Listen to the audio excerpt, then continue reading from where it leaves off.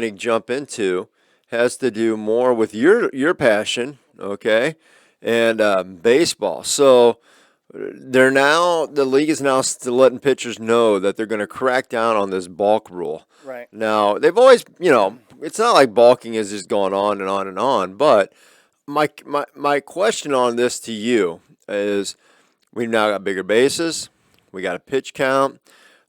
We've got the shift going away, and now they're saying bulk. Are they like just trying to hammer pitchers? It seems from a fan point of view, I don't remember so many changes that could affect a pitcher than what's going on right now. I mean, this is Yeah. a big change. This is like moving that mound type change to me. Yeah, and they also only get 3 pickoffs too, and then they have to go home on the 4th, right? I think so. Yeah. So I don't know how that's going to work because you get to take off as soon as you want because the guy can't pick over anymore. So that would be interesting in itself.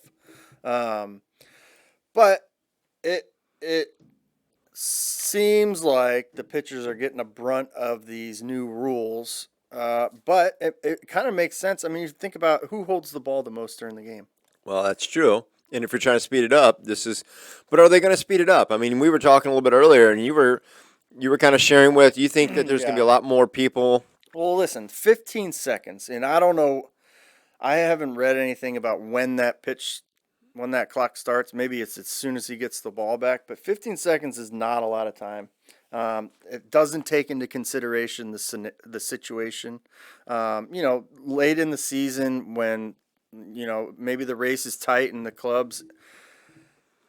If there's a big eighth or ninth inning situation, you would expect MLB to want the best the best from every player on the field at all times. So in those Yeah. scenarios, there's going to be pitches that are going to be affected by having to get back out and pitch after 15 seconds when maybe an extra 7 seconds breathing, you get a better pitch, you get as a whole MLB will get a better product. I think this is going to there's going to be times where it gets sloppy, where pitchers are out of sync, so it's going to be interesting, but you mentioned what I mentioned earlier about this 15 seconds. If all goes to plan the whole year, every time, 15 seconds, 15 seconds. How many times is a pitcher gonna get called for a strike or whatever? Because he's at 16 seconds. Now he's arguing for 2 or 3 minutes. Now a manager comes out, and that's another 5 minutes. So that one instance in that one game cost the game to go 7 minutes longer. How many of those instances over the course of the year combined wasted minutes arguing over a stupid 15-second pitch clock rule? Right. Like, is it going to counter effect the 15 seconds? Would it make more sense to just have 25 seconds to make sure that no arguments happen, that the pitchers have enough time? And Right. So I don't. I foresee this not going well. I do too. That's why I'm bringing it up. I see pitchers really struggling this year. I think you're going to see a lot more 300 over averages. We've talked about that with the shift going away, but now you're adding all this other stress onto a pitcher. It seems like a lot to throw on the game and make a lot of things change. It makes me wonder, players like, especially your older players like Verlander, Scherzers, who typically need a little more rust. Their mental thinking out the game, how these things are going to affect them. Somebody asked me, do I think the Cardinals should sign Montgomery long term? And I said, you got to at least let a third of the season go, because you don't know how he's going to be affected with all this. Right. I mean, you might find a pitcher who's really good that just goes, like just gone, Yeah. because there's just nothing, with all these rules, it plays with their head. They needed those extra seconds This is a time. since the shift has shifted into being the shift, and now this switch back to no shifts.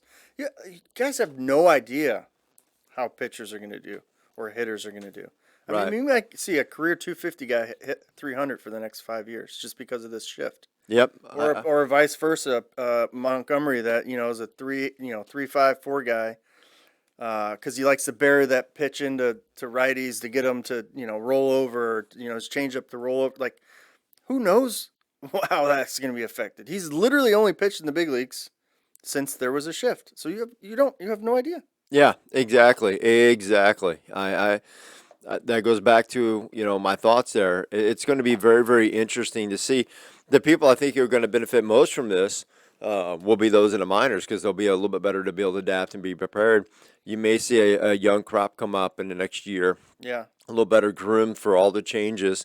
And I think, especially those who've been around a while, this might be a real rough year for them. Yeah. So Overall, like, I mean, these are all grown men. They can adapt to new rules, but with you say that these guys are mental, though. I mean, especially pitchers. Come well, on, they're mental. Yes. Okay. Yes.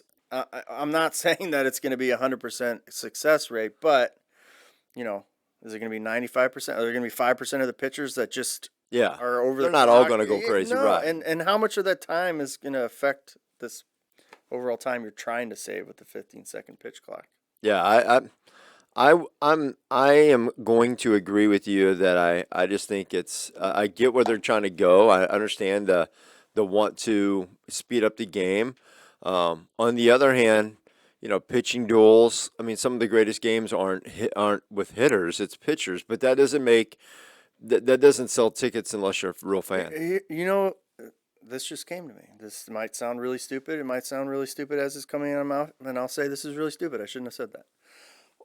There has to be a formula for an average pace of game. So let's just say you want the games to be 2 hours and 45 minutes or whatever, 2.5 hours. Yeah, If the pace of the game based on each half inning is projected to be 3 hours and 45 minutes, if the projection is still for that time frame, like take the pitching clocks out, and when that pace of play is projected to be over 3:45, then you start implementing a pitch clock. And then when it gets out of that, you can get out of the pitch clock. Do you understand what I'm saying? yeah, Just keep pace with whatever pitch clock is sufficient for that. yeah. Time frame that And give leniency for like a injury on the field or something like that. Yeah, anything, or just hey, it's the third inning and we've been playing for 15 minutes. Like we can get rid of these pitch clocks. Let this Yeah. game just naturally evolve. Once maybe it's the fifth inning and it's been going on for 2 hours. Let's get this pitch clock back in. yeah. I don't know. I, I think there's something there, but I don't think it has to be like 15 seconds, no matter what inning, no matter what part of the season, no matter what. yeah, yeah. I don't know. That you're just going to run into. It's the same thing they did with when they were doing the pine tar checks. When they said they were going to crack down on that, like they're doing the crackdown on the Box. box. The first two months of the season, it was like a joke. It was like the umpire went out, stopped him on the mound, checked everything, and then by the end of the season, it was like, "Oh, you're good." So I don't know. Yeah, yeah. Well, they start out kind of more strict and then kind of loosen up. I can see that. So that I don't think the umps want to be that tough on that kind of stuff either. I think it's kind of from a purist point of view, I think it's kind of silly some of this. So Yeah. Oh, you had guys getting kicked out, and oh yeah, it just changes things. yeah. Agreed.